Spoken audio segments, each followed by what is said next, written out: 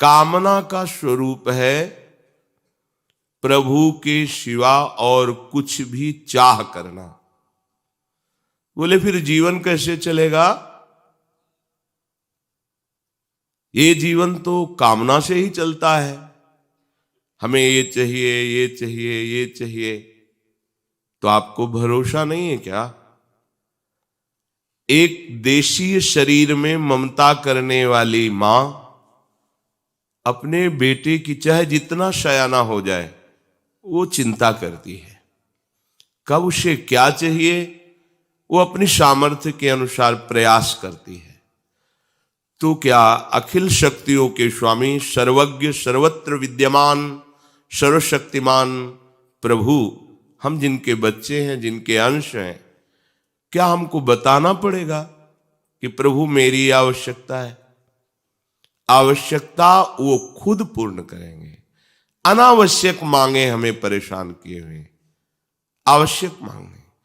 जीवन जीने के लिए जो आवश्यक है वो प्रभु पहले से पहले भेजते रहेंगे, विश्वास कीजिए, वो दिए हैं। पर अनावश्यक मांगे जो अहंकार की पुष्टता के लिए, इंद्रियां जो भोग सुख के लिए लालायित है, अनावश्यक, ये मांगे हमें भगवत विमुख कर देती है। तो कहां फिर हम इस मांग को कैसे मिटाएं? चलो मांगो, पर केवल इन्हीं से मांगो। भगवान ने रास्ता दे दिया। आर्त, अर्थार्थी, जिज्ञासु, ज्ञानी, चार ही प्रकार से मेरे को भजने वाले हैं। भगवान ने उसमें कहा कि जो ज्ञानी है वो मुझे बहुत प्रिय है, बहुत प्रिय है। तो फिर ऐसा लगा कि ये जो तीन हैं, आर्त, अर्थार्थी, जिज्ञासु, ये आपको प्रिय नहीं है। श्री भगवान मानो इसी भाव को आगे पुष्ट करते हुए कहते हैं, उदाराः सर्व एवैते। भगवान उदार कह रहे हैं, जो इनसे मांगता है। देखो कैसे उदार शिरोमणि है। प्रभु से जो मांगता है प्रभु उसे उदार कहते हैं। दरिद्र नहीं कह रहे, भिखारी मांगता ही रहता है, ये दे दो, ये दे दो। जैसे कोई संपत्तिवान माता पिता हो और उसका पुत्र उससे मांग रखे बार बार, तो उसे अच्छा लगता है कि ये इसी के लिए तो वैभव है, अच्छा है, और क्या चाहिए तेरे को, और क्या चाहिए। उनको और दुलार आता है। फिर ये तो अनंत शक्तियों के स्वामी है। पर शर्त है केवल इन्हीं से। इस शर्त में हम सब फेल हो जाते हैं। अगर केवल एक बात रहे कि इन्हीं से, तो आप निहाल हो जाओगे। इस शब्द याद कर लो, केवल इन्हीं से। इंतजार करो, ऐसा नहीं कि अभी बोला अभी हो जाए। बहुत बच्चे हैं उनके, एक दो थोड़ी हैं। और पुकार तो अभी आपकी पहुंच जाएगी, अभी पास हो जाएगा, पर वो पुकार नहीं, अभी आर्त नहीं है, दैन्यता नहीं है, प्रियता नहीं है, इसलिए हमारी पुकार वहां तक पहुंच नहीं पा रही है। पुकारते रहिए, केवल इन्हीं को पुकारिए। जिस दिन सुन लेंगे ना, तो इस दरबार की बात ही कुछ ऐसी है कि एक बार इस दरबार का आश्रय लेने वाले को कभी दूसरी तरफ देखना भी नहीं पड़ा। और ये ऐसे उदार दाता है कि मांगने वालों को कह रहे हैं उदार है। उदाराः सर्व एवैते ज्ञानी त्वात्मैव मे मतम् आस्थितः सहि युक्तात्मा मामेवानुत्तमां गतिम। कितने कृपालु हैं। उत्तमाम गतिम, जो मांगोगे वो तो मिलेगा ही, और ये अपनी तरफ से एक बात देंगे, उत्तम गति दे देंगे। हे अन्य की तरफ मत देखो, एकमात्र प्रभु का भरोसा कर लो तो कामना की भी पूर्ति हो जाएगी। और जो निष्काम धर्म के आचरण से फल मिलता है, उत्तम गति, वो उत्तम गति भी दे देंगे। कितने कृपालु हैं। भगवान कह रहे हैं कि ऐसा न समझो कि ज्ञानी ही मुझे प्रिय है और तो सब बेकार। कह रहे नहीं, उदारा सर्व एवैते। ये जो आर्त है, ये जो जिज्ञासु है, अर्थार्थी है, ये बड़े उदार हैं। कैसी कैसी करुणा है। भला मांगने वाला उदार कैसे हो सकता है। लेकिन ये अति उदार भी सुंदर, ये ऐसे प्रिया प्रीतम है, ऐसे महामहिम है कि इनके दरबार में जो मांगा तो उसको उदार कहते हैं। बड़ा उदार है, बड़ा लाडला बच्चा है, इधर उधर ना भटक कर सीधे हमसे कह रहा है। प्रभु का प्यार देखो। हम भटक रहे हैं अज्ञान की धरा में, प्रभु सत्संग के द्वारा हमारे हृदय का मोड़ कर रहे हैं अपनी तरफ। उनको जरूरत नहीं है हमारे मंगल के लिए। ये जो उदार भक्त हैं, पर इनमें जो प्रेमी भक्त हैं, मेरे से प्यार करते हैं और कुछ नहीं चाहते हैं, मैं कैसे बताऊं। वो मेरी आत्मा है, वो मेरा स्वरूप है, ऐसा मेरा मत है। जो कुछ यहां दिखाई दे रहा है वो सब है प्रभु ही। पर जब तक त्रिगुणात्मिका माया का हमारे अंतःकरण में प्रभाव है, तब तक हम अनुभव नहीं कर पाएंगे। जब त्रिगुणातीत अवस्था जागृत होती है, तभी भगवदानंद का साक्षात्कार होता है। प्रभु का नाम, प्रभु का रूप, प्रभु की लीला, प्रभु का धाम, ये त्रिगुणातीत अवस्था है। जो इसी में रमण करता रहता है वो निस्त्रैगुण्य हो जाता है।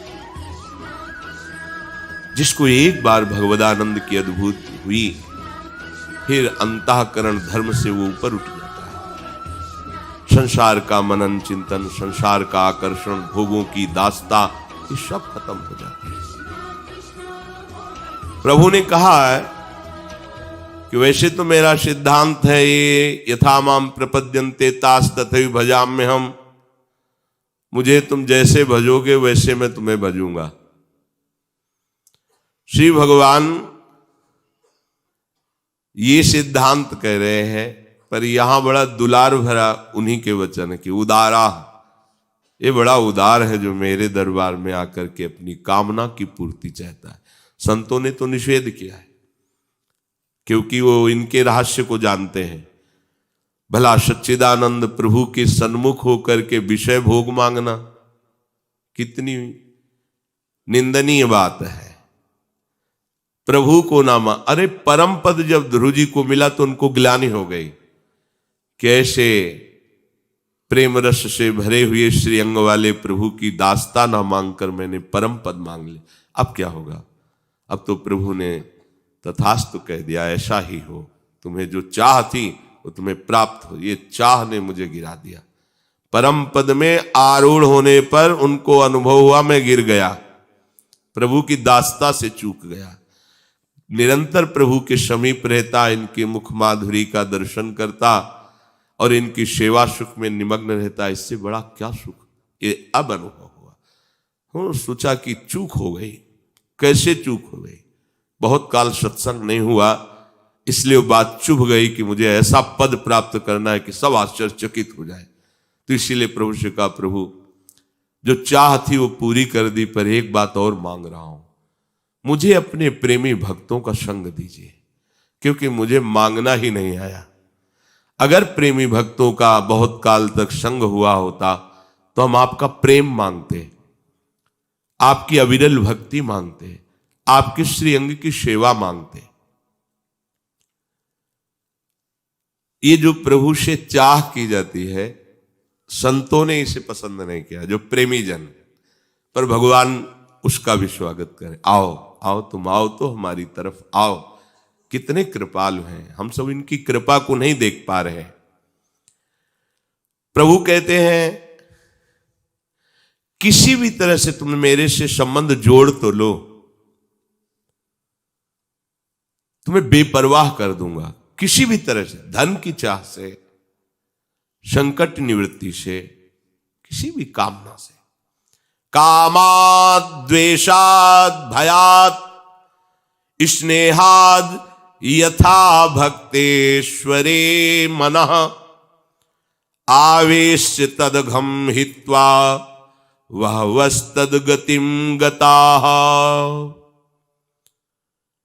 काम से, द्वेष से, भय से, स्नेह से, किसी भी भाव से यदि प्रभु का अपनापन स्वीकार कर लिया जाए, मेरे स्वामी अब मेरी बात आपसे ही बनेगी।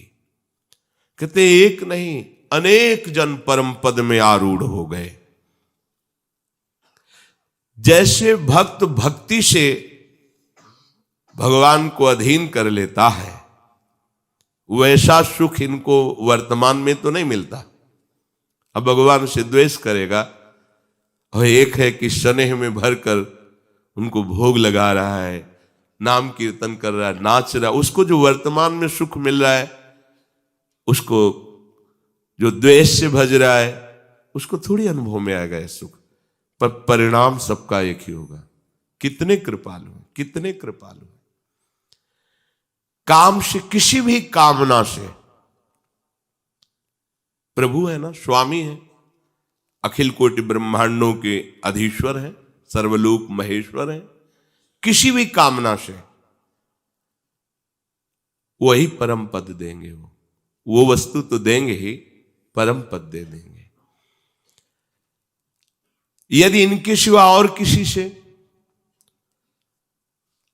जैसे कोई भी बड़ा से बड़ा देवता है, वो विधि विधान देखेगा आपका।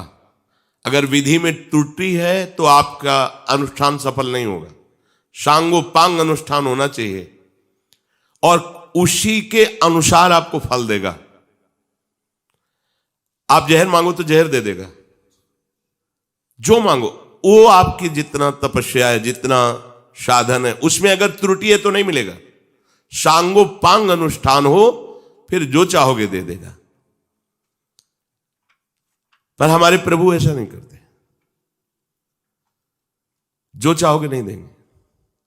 तुम्हारा जिसमें मंगल होगा वही देंगे, अन्यथा नहीं देंगे। और त्रुटि हो जाने पर भी तुम्हारी अनुष्ठान की वृत्ति से फल नहीं देंगे। तुमने प्रभु के लिए प्रयास किया, अपनी कामना पूर्ति के लिए, प्रभु को वो इस बात पे रिज के अनुष्ठान से भी बढ़कर दे देंगे। इस राशि को सब कोई नहीं जानता, इसीलिए जल्दी प्रभु की शरण में नहीं होता। ये ऐसा करुणा में दरबार है, कहीं नहीं सुना, कहीं नहीं देखा। एक श्री हनुमान जी महाराज की सिद्धि कर रहे थे, बताया भी है सत्संग में, भीमसेन उनका नाम था, और थे भी बहुत बलवान। और हनुमान जी की सिद्धि और भक्ति में अंतर है, ध्यान रखना। किसी भी महान महिमाशाली देवी देवता या जो भी भगवत पार्षद है, सहज भाव से इनकी आराधना करो, सफलता ही सफलता मिलेगी। वो आपको आगे बढ़ाते चले जाएंगे। और सिद्धि का तात्पर्य होता है उनको अधीन करना मंत्र के द्वारा। अब उसमें अगर अनुष्ठान में त्रुटि हुई तो तुम्हारी ऐसी तैसी भी हो जाएगी। परम कृपालु श्री हनुमान जी महाभागवत हैं। आप खूब भगवान के चरित्र सुनाइए, उनको नाम जप कीजिए, उनकी सेवा कीजिए। बड़ी से बड़ी त्रुटि हो जाने पर आपका मंगल नहीं होगा, मंगल भवन तक पहुंचा देंगे। पर यदि आप किसी मंत्र के द्वारा, हनुमान जी महाराज के जो मंत्र हैं उनके द्वारा आप उनको सिद्ध करके अपना चमत्कार दिखाना चाहे तो सांगोपांग होना चाहिए, नहीं फिर सब बिगड़ जाएगा। अब बहुत काल तक नियम निष्ठा में रहना कठिन होता है। उस समय बाल्यावस्था थी, तभी सुना था कि एक गांव पास में है, वो ब्राह्मण घर में जन्मे थे और मंत्रों का उनको ज्ञान था। अनुष्ठान हनुमान जी का कर रहे थे सिद्धि का। खंबे में बांधे गए, देख रहे हैं, जंजीर से, लोहे की जंजीर से खंबे में बांधे, ऐसे पेशाब करते, ऐसे डालते, ऐसे फेंकते, पागल एकदम। महाशक्ति संपन्न श्री हनुमान जी को मंत्र के द्वारा तुम अधीन करके अपनी कामनाओं की पूर्ति, आप उनकी सेवा करो, सियाराम नाम का कीर्तन सुनाओ, प्रभु के चरित्र सुनाओ। स्वयं अष्ट सिद्धि नौ निधि के दाता है वो कृपा कर देंगे, एक से एक सिद्धि आप में प्रकट। उनको अधीन प्रेम से किया जा सकता है। आप शक्ति के द्वारा तो फिर सांगो पांग पास होना पड़ेगा।